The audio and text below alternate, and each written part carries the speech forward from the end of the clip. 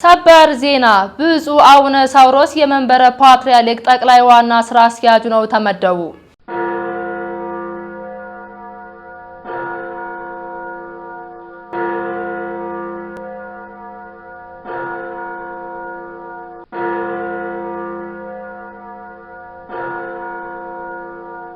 ሰላም ጤና ይስጥልን ውድ የተከበራችሁ የንቁ ሚዲያ ቤተሰቦቻችን እንደምን ሰነበታችሁ። ይህ የዕለተ ዓርብ ንቁ ዜናችን ነው። ከዜናዎቹ ጋር አድና ተስፋዬ ነኝ። አብራችሁን ቆዩ። ሀገረ ስብከቱ በአብይ ጾም ሰንበታት የስብከተ ወንጌል ላይ ለተሳተፉና በጎ አስተዋጽኦ ላደረጉ አካላት የምስክር ወረቀት ሰጠ። ደቀ መዝሙር ኢሳያስ ዝርዝር አለው። ግንቦት 11 ቀን 2017 ዓ.ም በሀገረ ስብከቱ አዳራሽ በተካሄደው መርሃ ግብር ላይ ሊቀ ማእምራን የማነ ዘመንፈስ ቅዱስ የሀገረ ስብከቱ ዋና ስራ አስኪያጅ መምህር አብነት አስራት ዶክተር፣ የሀገረ ስብከቱ የስብከተ ወንጌልና ሐዋርያዊ ተልእኮ ዋና ክፍል ኃላፊ በኩረቱ ጉሃን ፋንታገላው እጩ ዶክተር፣ በአዲስ አበባ የሰባኪያን ወንጌል ህብረት ሰብሳቢ፣ የአድባራት የገዳማት አስተዳዳሪዎች፣ መምህራን ወንጌል ተገኝተዋል። በሀገረ ስብከቱ የስብከተ ወንጌልና ሐዋርያዊ ተልእኮ ዋና ክፍል አዘጋጅነት በአብይ ጾም 7 ሰንበታት በታወቁ ርዕሰ ጉዳዮች ትምህርተ ወንጌልና ጥናታዊ ጽሑፍ በተመረጡ አብያተ ክርስቲያናት መሰጠቱ የሚታወቅ ነው። ጉባኤው በሁሉም ክፍላተ ከተማ ቤተ ክህነት በ54 አብያተ ክርስቲያናት የተከናወነ ሲሆን ሙሉ በጀቱ በሀገረ ስብከቱ እንደተሸፈነም ተገልጿል። በዚህ ጉባኤ የታወቀና የተጠና እንዲሁም ወቅቱን የጠበቀ ትምህርተ ወንጌል ከመሰጠቱ በላይ ተደራሽ ምዕመናን ግጻዌውን የተከተለ ትምህርት በሁሉም ቦታ እንዲያገኙ ከፍተኛ ስራ መሰራቱን የሀገረ ስብከቱ የስብከተ ወንጌልና ሐዋርያዊ ተልእኮ ዋና ክፍል መምህር አብነት አስራት ዶክተር ተናግረዋል። አክለውም እቅዱን ተግባራዊ በማድረግ ረገድም የተሻለ አፈጻጸም መኖሩን የጠቆሙት ዋና ክፍል ኃላፊው ክፍተቶችን አርሞ መዋቅራዊ ተሰሚነቱን በማሳደግ ሕያውን ወንጌል በመሰረታዊ የትምህርት አሰጣጥ መልክ እንደሚገባ የማስተማሩ ሂደት መጠናከር ይኖርበታል ብለዋል። ስለሆነም የቀጣዩን ለማጠናከርና ቅዱሱን የወንጌል አደራ ለመወጣት ይቻል ዘንድ በተሰጣቸው ያገለገሉትን የቤተ ክርስቲያናችን መዋቅራዊ አንድነት ያከበሩትንና አቻ ለሌለው ሕያውን የመንግስት ወንጌል ቅድሚያ የሰጡትን አብያተ ክርስቲያናትና ባላደራዎች ማመስገኑ አስፈላጊ በመሆኑ መርሃ ግብሩ የተዘጋጀበትን ዓላማ ገልጸዋል። በመርሃ ግብሩ የተሳተፉ አገልጋዮችም በአገልግሎቱ ዙሪያ ሀሳብና አስተያየታቸውን ሰጥተዋል። ከዚያም በሁሉም ክፍላተ ከተማ ቤተ ክህነት በተመረጡ አብያተ ክርስቲያናት የተከናወነውን አገልግሎት የጋራ መለኪያ በማስቀመጥ ከ1 እስከ 5ኛ ለወጡት አብያተ ክርስቲያናት የምስጋና የእውቅና ምስክር ወረቀት ከሊቀ ማእምራን የማነ ዘመንፈስ ቅዱስ የሀገረ ስብከቱ ዋና ስራ አስኪያጅ እጅ ተቀብለዋል።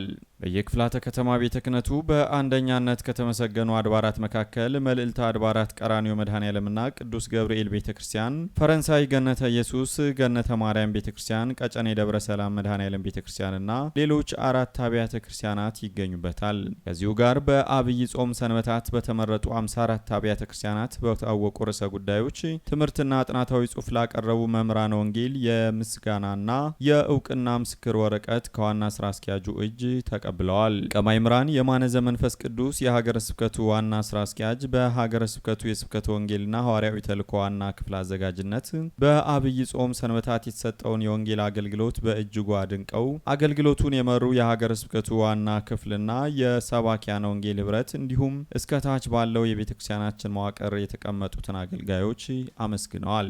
ዋና ስራ አስኪያጁ አክለው የቤተክርስቲያናችን መግቢያ መኖሪያውና መድረሻው የሆነው የቅዱስ ወንጌል አገልግሎትን ዓላማውን በተረዳና ዘመኑን ባነበበ መልኩ መሰጠት እንዳለበት ለነገ የማንለው ተልእኮ ነው ብለዋል። በዚህ ዘርፍ ሀገረ ስብከቱ ከፍተኛ ትኩረት በመስጠት በራሱ በጀት የሚያዘጋጃቸው የቅዱስ ወንጌል ጉባኤያት በእጅጉ በማሳደግ በቃሉና በአገልግሎት የሰለጠኑ ካህናት፣ ያመኑ ምዕመናን እንዲሁም የመነኑ መነኮሳት እንዲበዙ የበኩሉን ድርሻ ይወጣል ብለዋል።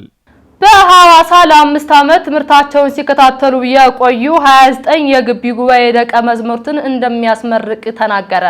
ተጨማሪ ያለን በኢትዮጵያ ኦርቶዶክስ ተዋሕዶ ቤተክርስቲያን በሲዳማ ሀገረ ስብከት የሐዋሳ ታቦር የአራቱም ጉባኤያት የአቡሻህር የቅኔ ምስክር ጉባኤ ቤት እሁድ ሰኔ 1 ቀን 2017 ዓ.ም 29 ደቀ መዝሙርትን ሊያስመርቅ መሆኑን የጉባኤ ቤቱ መምህር ሊቀ ሊቃውንት ብርሃን ወልዱ ሁነኛው ገልጸዋል።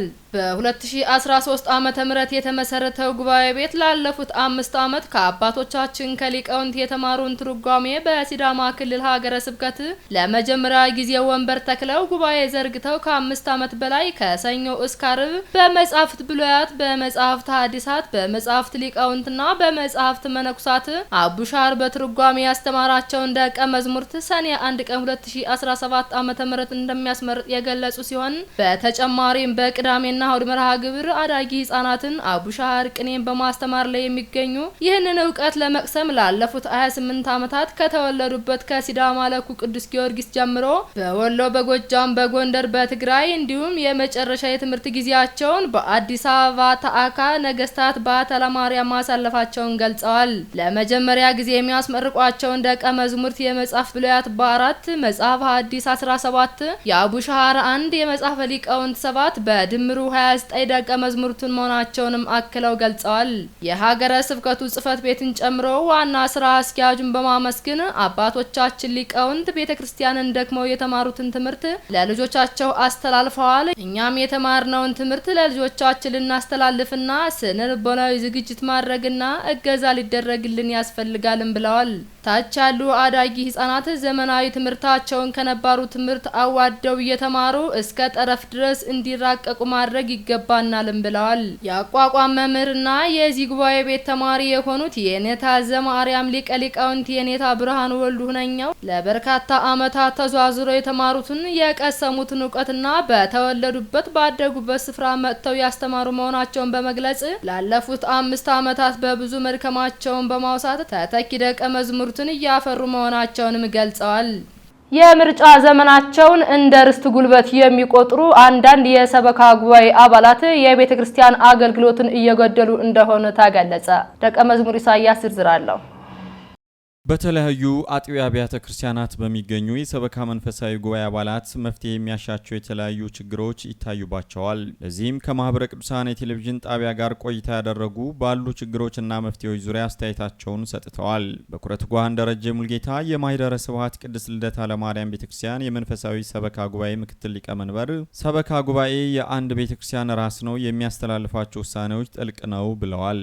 ሰበካ ጉባኤ መንፈሳዊ አገልግሎቱን በቃለ ዓዋዲው መሰረት እቅዶችን አቅደው በመምራት የሚያስፈጽም ነፍሳትን ለሰማያዊ ክብር ለማብቃት የሚሰራና አባላቱም ከካህናት ከሰንበት ትምህርት ቤቶችና ከምዕመናን እንደሚመረጡም ቀሲስ ኢንጂነር ቴዎድሮስ ደምሴ አስረድተዋል። ለጉባኤው የሚመረጡ አባላት ስለ ሃይማኖታቸው የሚያስረዱና የሚያውቁ መሆን እንዳለባቸው ጠቁመዋል። ቅጥር የሚፈጸመው በሀገረ ስብከት ደረጃ ነው። ነገር ግን በአሁኑ ወቅት በጥቅም በዘር በክፍያና በሰዎች ጥቆማ ሆኗል። ይህም በስፋት በሌሎች ቦታዎች ላይ እንደሚታይ በኩረት ጓሃን ደረጀ አብራርተዋል። በሚፈጸመው የቅጥር ሂደት ስራ ልምድና የተሻለ የትምህርት ደረጃ ያላቸውን ሰዎች አያካትትም ብለዋል። አክለውም በዚህም ምክንያት የቅጥር ሂደቱ ሕጉን የተከተለ ባለመሆኑ በቤተ ክርስቲያን መዋቅር ውስጥ ሰዎች አላግባብና ምንም ሙያና እውቀት የሌላቸው ሰዎች እንዲሰገሰጉ ያደርጋል ሲሉ በኩረት ጓሃን ደረጀ ተናግረዋል። የቀድሞ የሰበካ ጉባኤ አባል የነበሩት አቶ ተስፋውን በቀለ በበኩላቸው በአገልግሎታችን ላይ በሚያሳዝን ሁኔታ ገና ያልሞቱ ሰዎች እንዳረፉ ተደርጎ